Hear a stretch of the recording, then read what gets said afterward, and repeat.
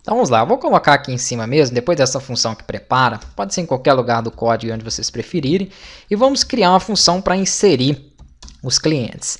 Antes de inserir, eu vou precisar de fazer algumas verificações, tá joia? Então, basicamente, nós vamos ter duas verificações básicas, que é ver se o cliente já não está cadastrado, pode ser através do CPF dele, né?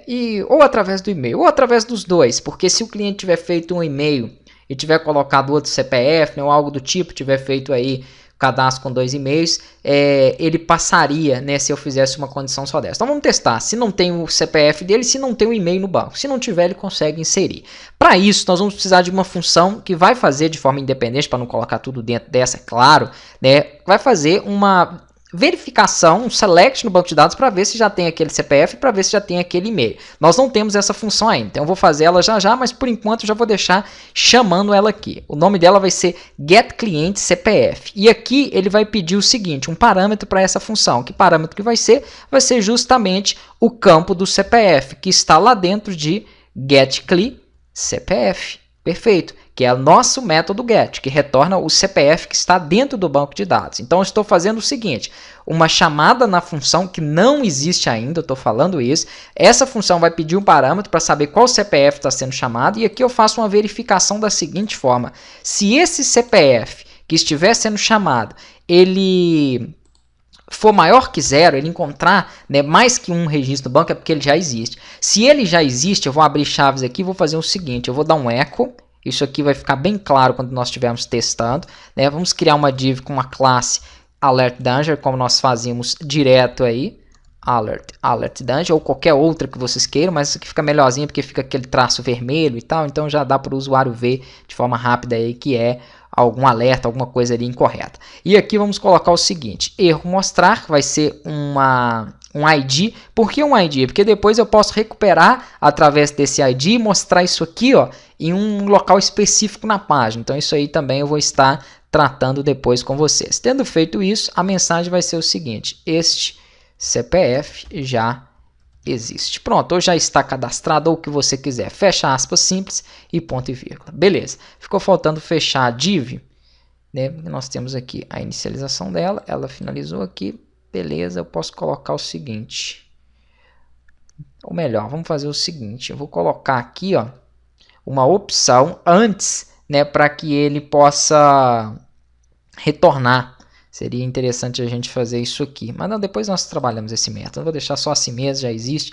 Aqui eu fecho a minha div e pronto. Ele vai dar essa mensagem então para o usuário, caso já exista aquele CPF. Como eu falei, eu não posso testar só o CPF. Então eu vou copiar essa linha, Ctrl V, e eu vou testar também o e-mail dele. Então significa que eu vou precisar de duas funções. GetClientCPF, que não existe, e GetClientEmail. Onde em vez de eu passar o getCli aqui, CPF, claro, eu vou passar o campo de e-mail. Então, getCli e-mail.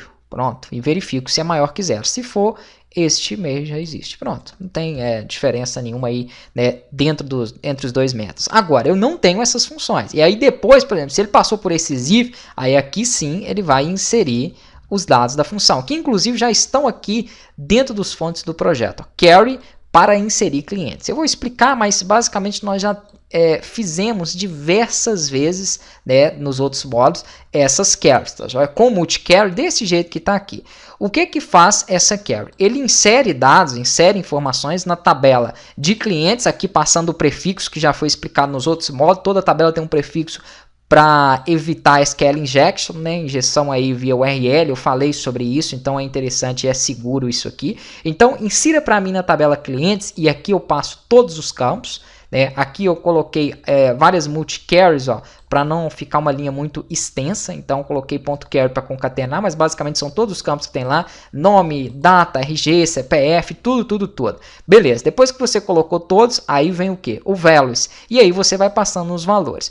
Os valores são variáveis aqui de cliente nome, variável de cliente sobrenome. Por que os 2 pontos? Porque Quando eu coloco 2 pontos, né, dentro de uma carry, é porque eu vou passar essa variável através de um array e vou poder tratar também valores para ela, como eu tinha falado nas aulas que eu expliquei sobre SQL Injection, quando nós passávamos, por exemplo, um ID e eu queria que quando aquela carry fosse executada, ele passasse para aquele campo somente um valor inteiro positivo, por exemplo. Então eu poderia tratar isso. Então aqui, ó, são variáveis que foram geradas, que aqui embaixo, através de um array, estão recebendo seus valores. Então significa que 2 pontos clinome recebe o que veio lá do método getClinome, que nós fizemos aqui, ó, que está instanciado, que recebe, na verdade, a variável clinome, que se eu for voltando nas referências, eu vou verificar aqui a minha variável clinome, quando for aqui no cadastro, recebe o valor que veio lá da caixa de texto nome. Sempre vai dar ali. Então não tem segredo.